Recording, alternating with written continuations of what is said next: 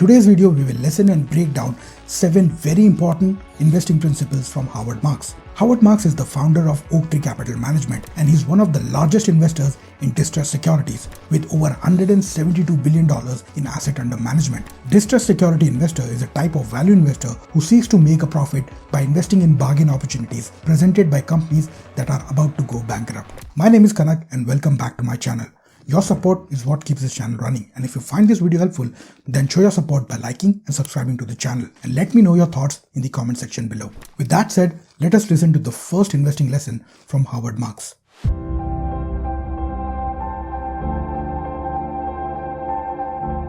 You see somebody and they report a great return for the year. The scientist who thinks that the investment world runs like the world of physics might think, well, great return, that means the guy's a great investor.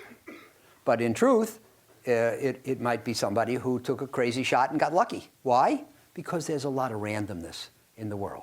You can't tell from an outcome whether a decision was good or bad.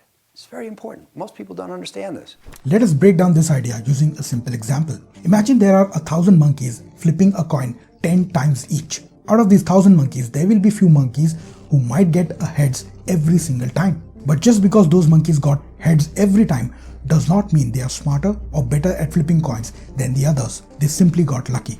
Similarly, think about an investor who picks stocks without really understanding the companies or having a good reason for investing. By luck, the investor might beat the stock market and make huge returns. But just because the returns are high does not automatically mean the investor is a great investor. They just happen to be lucky this time, and chances are they won't be able to repeat the success in the future.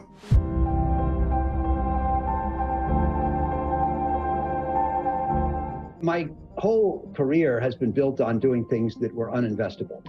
As you said, high yield bonds in 1978, distressed debt in 1988, emerging market equities in 1998. These are all things that were under a cloud at the time we started, and they've been successful. That doesn't mean you should buy everything that everybody else considers uninvestable, but that is the place where you should start your search for bargains. If you want bargains, you shouldn't look on the pile of things that everybody knows about, loves, and is happy with. Those things are likely to have been bid up.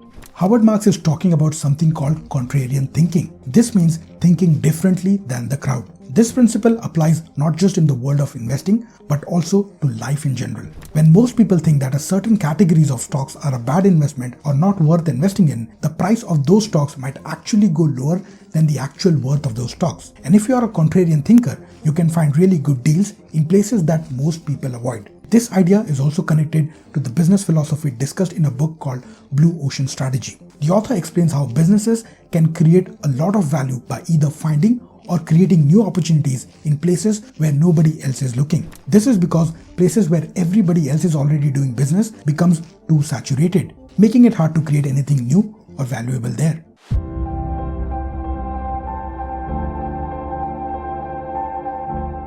I think that the distinguishing mark between a great investor and a not great investor is not merely how good the return was, but how much risk they took to get it. If you can lever up an S&P. Nowadays with derivatives or ETFs, you can buy an ETF that goes up or down 4 times as much as the S&P, or maybe 8 times.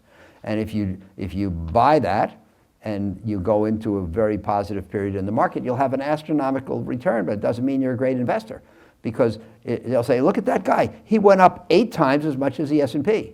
Well, guess what? If it had been a down period, he would have gone down 8 times as much as the S&P. He added no value, who's not a good investor. I think that an exceptional investor is someone who has a good return disproportionate to the risk borne. A good return with the risk under control. Let us break down this idea with an example comparing your investment style to that of your neighbor. Picture your neighbor investing all his life savings into just one stock. And over the course of 5 years, he generated a return of 15%. Meanwhile, you invested all your savings into low-cost S&P 500 ETF, and after 5 years, you generated a return of 12%. Even though your neighbor made more money than you did, he took a huge risk by putting everything into just one stock. And if that stock had crashed or the company went bankrupt, your neighbor would have lost all his savings. On the other hand, even though you earned 3% less, you did not put all your eggs into one basket. By investing in a well-diversified ETF, you did not expose yourself to the same risk of losing everything if that one company failed. So as Howard Marks said, being a great investor means generating good returns while minimizing risk.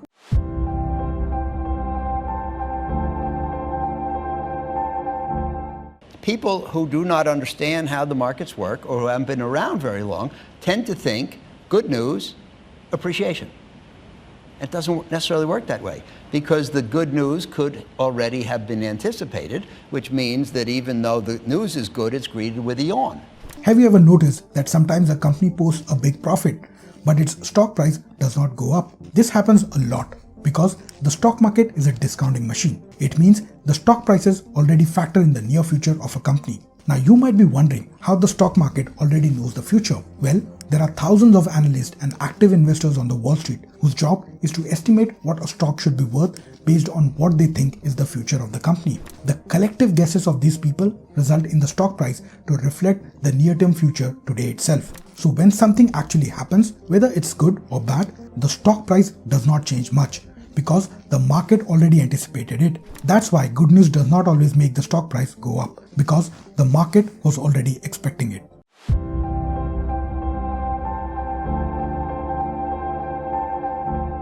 That sometimes people are so pessimistic that no matter what assumption you make, they still say, no, you're not being negative enough. And when there is no limit to negativism, then skepticism requires us to say, that's too bad to be true. And I concluded that that was the condition in 2008, and that's why I wrote the memo. And of course, in October 2008, all you needed to make money was two things: money to spend and the nerve to spend it. You didn't need caution, conservatism, risk control, patience, selectivity, discipline, analytical ability. You didn't need any of those things. All you needed was money and nerve. And if you had it, you made a lot of money. And if you had those other things, they held you back. Let us look at historical examples to understand how investing during pessimistic times can pay off. First is March of 2020. At the start of the COVID-19 pandemic, when everyone was worried about the future, if you had put $10,000 into S&P 500 index, your money would have doubled within 3 years by the end of 2023. That's a huge 33% rate of return. Second is January 2009. During the global financial crisis, when people feared the worst for the financial system, if you had invested $10,000 into S&P 500, your money would have doubled within 4 years by 2013. That's a solid 25% rate of return. Third is October 2002. After the dot-com bubble burst, when the stock market hit rock bottom and everyone was feeling pessimistic, if you had invested $10,000, your money would have doubled in just 5 years. That's a market-beating 15% rate of return. So, as Warren Buffett famously said, be fearful when others are greedy and be greedy when others are fearful. This means that when people are negative or pessimistic about the stock market, it is actually a great time to invest for the long term. When there is a lot of negativity, the market often offers bargains with the potential for big returns in the future.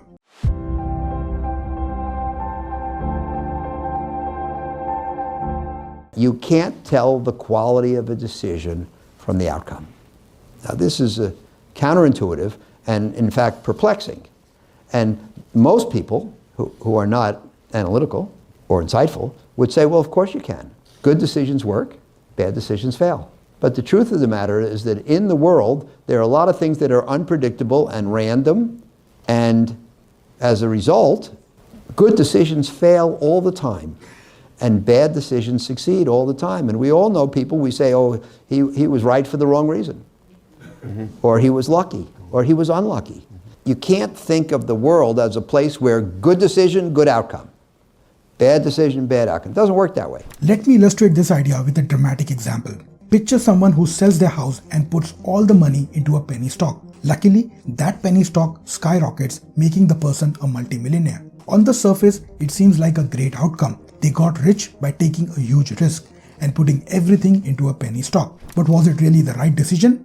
Probably not. Even though things turned out well, it was still a risky move to put everything into such a volatile investment. Just because something worked out in the end does not mean it was a smart choice from the start. Howard Marks explained this by saying, the quality of the outcome does not necessarily reflect the quality of the decision. In life, Sometimes bad decisions lead to good outcomes, but that does not mean it is wise to make bad decisions on purpose.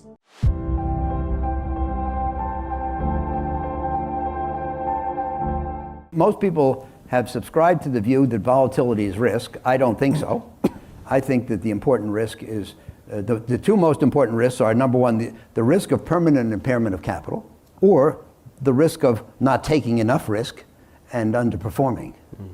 But, you know, we care so much about volatility, and of course, a lot of performance is evaluated based on the Sharpe ratio, which is essentially the relationship between return and volatility. But why? And Buffett says, I'd rather have a lumpy 15 than a smooth 12. And I say in the memo, if you'd rather have a smooth 12 than a lumpy 15, you got to think about why. Is it for financial reasons, or is it for psychological reasons, emotional reasons? In traditional finance, risk is measured based on stocks price fluctuation. In simple words, if stock's price changes a lot, it is seen as riskier than the one that does not change much. But Howard Marks sees risk differently. He thinks of risk as something that could make you lose your money permanently. Many people avoid investing in the stock market because they are worried about its short-term price fluctuation. But history shows that over a long time, investing in something like the S&P 500 can make you a lot more money than safer options like bonds or savings account. But by completely avoiding risk, people often miss out on big opportunities and sometimes lose out on millions of dollars over their lifetime. So according to Howard Marks, not taking carefully considered and well-balanced risk is a risk in itself.